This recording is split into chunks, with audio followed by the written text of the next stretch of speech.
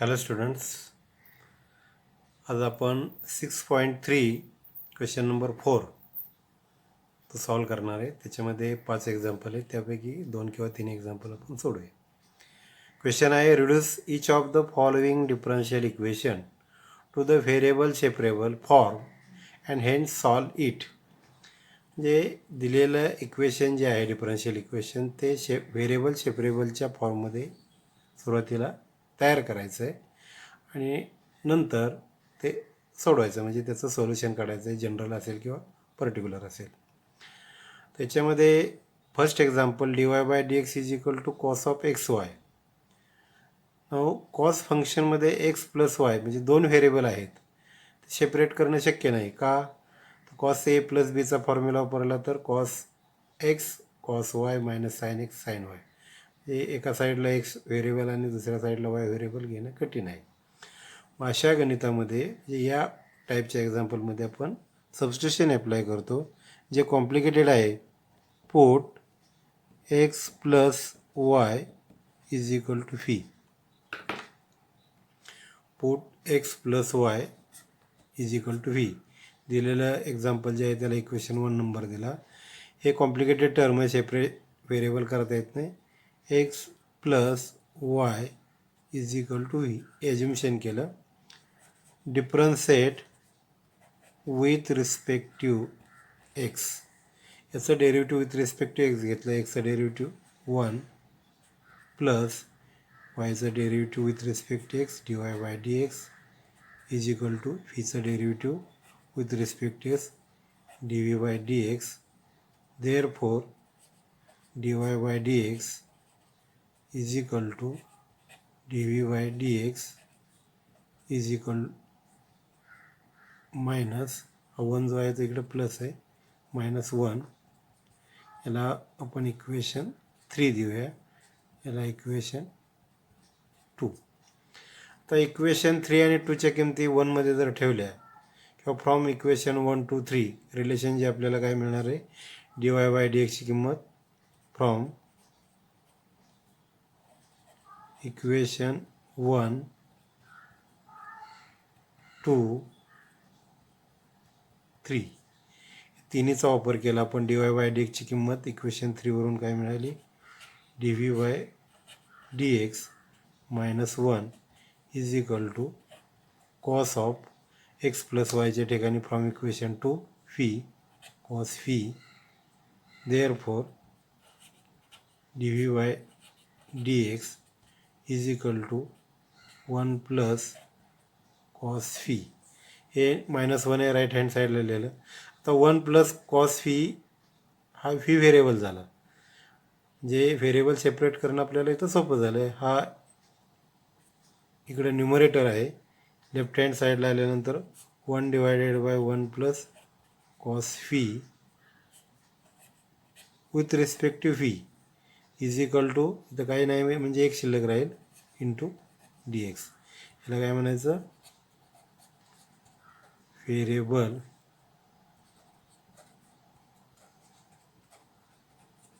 Separable form. म्हणजे आपल्याला पहिल्यांदा विचारलं आहे ह्याचं कन्व्हर्शन व्हेरिएबल सेपरेबल फॉर्ममध्ये करा आणि नंतर सोडवा. तर हे सोडवायचं म्हणजे काय, on integrating. On integrating both side, therefore integration of 1/1 plus cos phi dv is equal to integration 1 dx. तर 1 प्लस कॉस फीचा आपल्याला हाफ अँगलमधला फॉर्म्युला माहीत आहे, तो अप्लाय करायचा. Therefore integration of 1/2 cos square φ/2. Cos square φ/2ची किंमत काय ते 1 प्लस कॉस फी /2. याचं मॉडिफिकेशन केलं पण 11मध्ये पाहिलेलं. With respect to dv is equal to 1 with respect to dx. Therefore 1/2 इंटिग्रेशनच्या बाहेर घेतलं. 1/cos square means secs square. Secs square φ/2 dv is equal to integration 1 dx. आता याचं इंटिग्रेशन माहीत आहे, याचं इंटिग्रेशन माहीत आहे. सेक्स स्क्वेअर हे टॅनचं डेरिव्हेटिव्ह आहे, म्हणजे 1/2 tan phi/2 divided by coefficient of phi is half 1/2 is equal to x plus C. तर हे हाफ आणि हाफ कॅन्सल होईल. इथं कंटिन्यू करतो किंवा पाठीमागच्या पेजला लिहितो. हे tan phi/2 is equal to x plus c. Therefore tan phi/2 is equal to x plus c. आता फीची किंमत जी आहे ती फक्त आपल्याला ठेवायची. Therefore tan of phi is x plus y divided by 2 is equal to x plus c. म्हणजे याचं उत्तर जे आहे इथं देखील आपण लिहू शकलो असतो.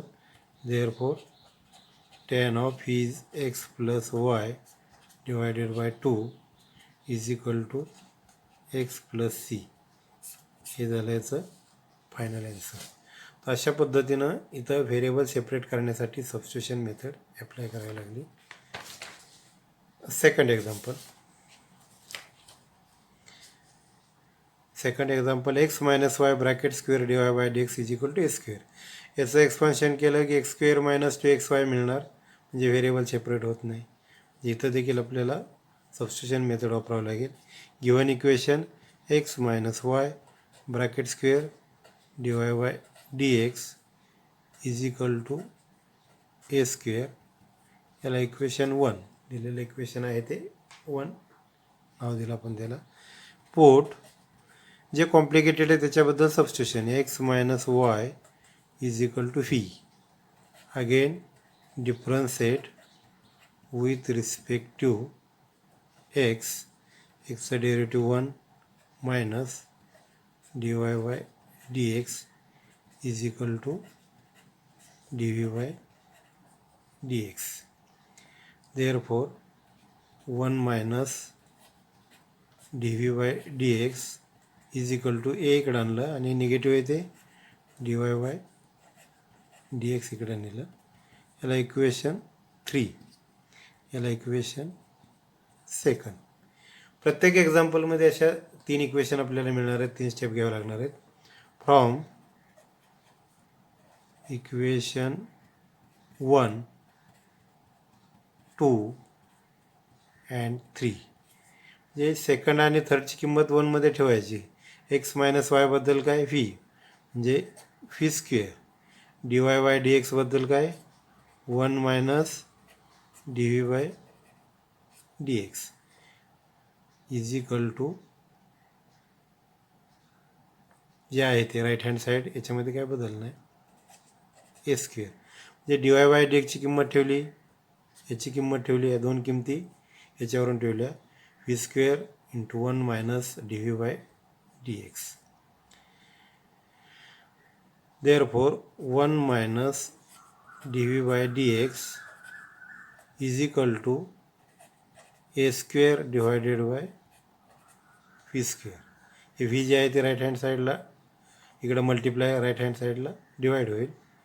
Then minus D V by D x is equal to a square divided by V square minus 1. हे मायनस पॉझिटिव्ह केलं तर काय होईल, दोन्ही साईडला -1ने मल्टिप्लाय करूया. D V by D x is equal to 1 minus A square divided by V square. म्हणजे अशा पद्धतीनं आपल्याला व्हेरिएबल सेपरेट करण्यासाठी याचा फायदा होईल. इज इक्वल टू याचा एलसीएम घेतला काय मिळेल, V square. V square minus ए स्क्वेअर. आता हे न्यूमरेटर आणि डिनॉमिनेटर दोन्ही फीमध्ये आहे. हे इज कॉन्स्टंट, म्हणजे व्हेरिएबल जो आहे तो फी आहे, तो इकडं आणता येईल आपल्याला. इकडं आणायचं म्हटलं तर काय येईल, V square divided by V square minus A square. Therefore, take left hand side with respect to dv, this dx 1 into dx. याला व्हेरिएबल सेपरेट झाला म्हणायचं. इथं व्ही आहे, इथं व्ही आहे, is constant with respect to v, 1 is constant with respect to x. काय केलं आपण? व्हेरिएबल सेपरेट केले. आता याचं इंटिग्रेशन घेताना ऑन इंटिग्रेटिंग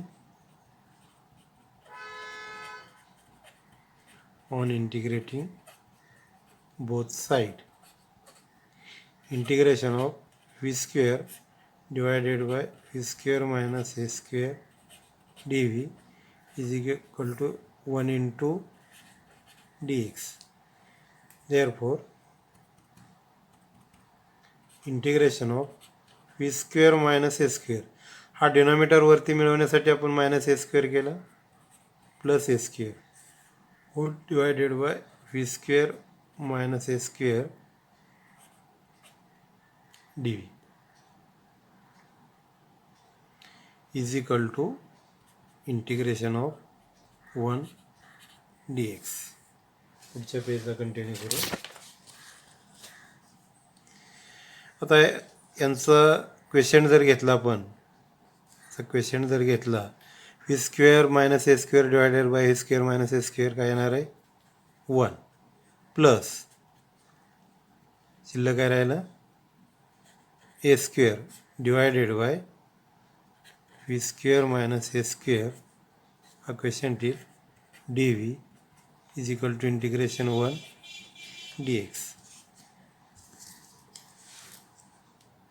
आता separate integration of 1 D V plus a square is constant, a square integration of 1 divided by v square minus a square dv is equal to integration of 1 dx. अशा पद्धतीने आपण याचं separate integration घेतलं. आता direct इंटिग्रेशनचा formula 1चं integration with respect to V plus A square 1 by X square minus A स्क्वेअरचा formula 1 divided by twice A into log of x minus A म्हणजे V minus A divided by V plus A is equal to X plus C. इथला एक A हा A cancel होईल. Therefore V plus a divided by 2 into log of bracket v minus a divided by v plus a is equal to x plus c. आता व्हीची किंमत जी आहे ते सबस्टिट्यूशनमध्ये आपण इक्वेशन 2 पहा, X minus Y is equal to V. ती व्हीची किंमत ठेवायची फायनल आन्सरमध्ये. Therefore X minus Y plus a divided by 2 log of x minus y minus a divided by x minus y plus a is equal to x plus c. From 1 from 2. Reason काय? Substitution जे घेतले ते ठेवलं. आता इकडे x आहे, इकडे x आहे, दोन्ही टर्म कॅन्सल होतील, समान आहेत, same sign. Minus Y plus a y 2 log of x minus Y minus A divided by x minus Y plus A is equal to c. त्याच्यामध्ये मॉडिफिकेशन जर करायचं म्हटलं तरी मायनस वाय राईट हँडला positive करता येईल, किंवा एलसीएम जर घ्यायचं म्हटलं तर minus 2y plus a into log of x minus Y minus A divided by x minus Y plus A is equal to C. ही राईट हँड साईड आणि डिनॉमिनेटरमधला टू जो आहे तो राईट हँडला जाईल, twice C, that is C dash. म्हणजे A log of x minus Y minus A divided by x minus Y plus A is equal to, हे राईट हँड साईडला नेऊया, twice Y plus C dash. हे modification आहे. Actually आपलं उत्तर जे आहे ते इथं मिळालेलं आहे. तर अशा पद्धतीनं याचं उत्तर जे आहे ते पुढे मिळेल.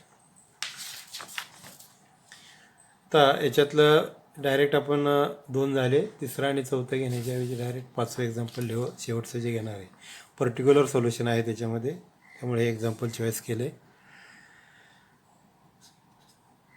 गिवन एक्झाम्पल आहे twice x minus twice Y plus 3 dx minus x minus Y plus 1 dy is equal to 0. बाकी हे एक्स आणि वायच्या किमती दिल्या आहेत. पर्टिक्युलर सोल्युशन काढताना आपल्याला किमती दिलेल्या आहेत. आता या फर्स्ट ब्रॅकेटमध्ये therefore first bracket 2x minus 2y plus 2 plus 1 into dx minus x minus Y plus 1 into dy is equal to 0. हा फॅक्टर जो आहे तो पहिल्या ब्रॅकेटमध्ये मिळवण्याचा प्रयत्न केला. त्याच्यासाठी 3 डिवायडेड इंटू 2 प्लस 1. याच्यामधून काय कॉमन निघेल, therefore square bracket 2 bracket x minus Y plus 1 plus 1 dx minus x minus Y plus 1 dy is equal to 0. म्हणजे सबस्टिट्यूशन कशाबद्दल ठेवायला पाहिजे हे आपल्या इथं लक्षात येईल. हा फॅक्टर जो आहे तो दोन्हीमध्ये कॉमन आहे, म्हणून पोट याला आपण म्हटलं तर इक्वेशन आता 1 देऊया, मॉडिफाईड केलेले. Put x minus Y plus 1 is equal to phi differentiate with respective x 1 minus dy by dx 1 so 0 is equal to dv by dx. Therefore 1 minus dv by dx is equal to dy by dx. याला second म्हणूया, sorry third, याला second. आता first equation जे आहे त्याच्यात dy by dx मिळालेलं नाही आपल्याला. तो dy बाय dx जर मिळवायचं झालं आपल्याला तर काय करावं लागेल, हे राईट हँड साईडला घ्यावं लागेल. म्हणजे square bracket 2 x minus Y plus 1 bracket complete plus 1 dx is equal to x minus y plus 1 dy. Therefore dy by dx, dx इकडे आणलं, 2 bracket x minus y plus 1 plus 1 divided by x minus y plus 1. आणि आता आपण या इक्वेशनमध्ये 4मध्ये equation 4मध्ये कुठल्या किमती ठेवू शकतो, सेकंड थर्ड या किमती ज्या आहेत त्या ठेवू शकतो. From equation second and third. Fourth इक्वेशनमध्ये dy बाय dx ची किंमत 1 minus dv by dx is equal to twice x minus Y plus 1 is phi, twice phi plus 1 divided by twice phi plus 1 divided by x minus y plus 1 is phi. Then 1 minus twice phi plus 1 divided by 2 हे या साईडला घेतलं आणि negative आहे d V by D x तो right hand साईडला घेतला. आता आपल्याला यांचा एलसीएम किती येईल twice 2 minus twice phi minus 1 divided bye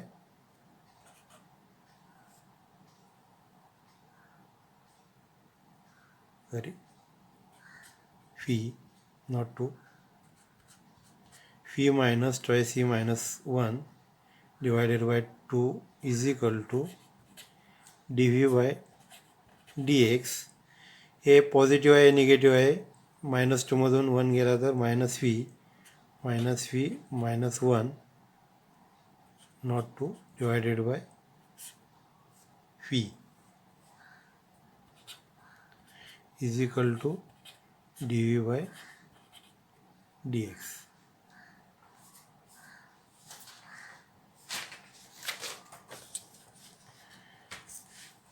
याच्यातून मायनस कॉमन काढलं तर therefore minus bracket phi plus 1 divided by phi is equal to D V by D x. D x जो आहे ते इकडं आणूया म्हणजे minus 1 into d x is equal to हे काय येईल phi divided by phi plus 1 into d v. आता इथे व्हेरिएबल सेपरेट झाले variable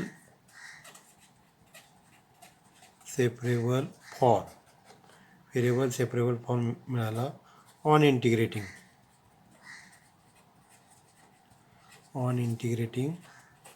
both side. Integration of minus D X minus 1 बाहेर घेतलं minus D x is equal to integration of phi divided by phi plus 1 D V. Left hand साईडचं integration आपल्याला easy मिळेल minus X. Right hand साईडमध्ये काय करूया आपण परत adjustment phi plus 1 minus 1 divided by phi plus 1 D V is equal to integration of 1 D V याला भाग एकचा बसेल आणि minus integration of 1 divided by phi plus 1 D V. Left hand साईडचं integration minus X. Right hand साईडचं integration 1चं phi minus 1 by एक्सचं log X येतं इथं एकच्या ठिकाणी फी प्लस 1 आहे म्हणजे log of phi plus 1 plus integral constant C. तर हे झालं याचं जनरल सोल्युशन. आणखीन आपण सबस्टिट्यूशन ठेवलेलं नाही. आता व्हीची किंमत जी आहे put value of phi therefore minus x is equal to value of phi is x minus Y plus 1. पाठीमागं जे सबस्टिट्यूशन ठेवलेलं आहे आपण दाखवतो इथं तुम्हाला. सबस्टिट्यूशन काय आपलं put x minus Y plus 1 is equal to v. ही किंमत फक्त याची ठेवलेली is equal to minus x is equal to व्हीची किंमत लिहिली minus log of x minus Y plus 1 plus constant c. Therefore minus x is equal to x minus Y plus 1 minus log of x minus Y plus 2 plus c. उत्तर आलेलं आहे आपल्याला. परंतु याच्यामध्ये particular solution विचारले परत त्यांनी. हे काय झालं आपलं पुढचं इक्वेशन जे आहे 4 याला 5 देऊया. याला काय म्हणायचं is general solution of differential equation. आता फाइंड पर्टिक्युलर सोल्युशन फेन. बघा मेन एक्झाम्पलमध्ये एक्सची किंमत किती दिली एक्स 0 आणि y 1 when x is equal to 0 and y is equal to 1. सीची किंमत काढण्यासाठी आपल्याला त्या किमती ठेवायच्यात. एक्सची किंमत 0 therefore 0 is equal to 0 minus 1 plus 1 minus log of एक्सची किंमत 0 -1 +2 +c. Therefore 0 is equal to -1 + 1 0 minus log of 1 plus c. Therefore 0 is equal to 0 log 1 is 0 plus c. Therefore c is equal to 0. याला 6 number घेऊया. तर ही किंमत general सोल्युशनमध्ये ठेवलं की आपल्याला particular solution मिळालं. From 5 and 6 minus x is equal to x minus y plus 1 minus log of x minus y plus 2 plus 0. 0 add केला तर काय फरक पडत नाही. हे आपण एका साईडला घेऊ शकतो. हे मायनस आहे ते पॉझिटिव्ह होईल. देअरफॉर 2x इकडे आल्यावर positive x plus x 2x minus y एक टर्म झाली. मायनस ही नंतर टर्म घेऊया. Log of x minus Y plus 2 एक्सची टर्म वायची टर्म लॉगरिथम आणि plus constant 1 is equal to 0 is the final solution of the given differential equation. तर अशा पद्धतीनं आपण एक टाईप व्हेरिएबल सेपरेबल मेथडमधले एक्झरसाइज 6.4 ते 4 वेगवेगळ्या टाईपचे क्वेश्चन्स आणि त्यातले 4-5 एक्झाम्पल आपण 3-4 सोडवलेले आहेत. तर इथं हा टाईप संपला. पुढच्या पिरियडला आपण होमोजिनियस डिफरन्शियल इक्वेशन म्हणजे काय आणि त्याचं सोल्युशन कसं काढायचं ते पाहणार आहोत. Okay, thank you.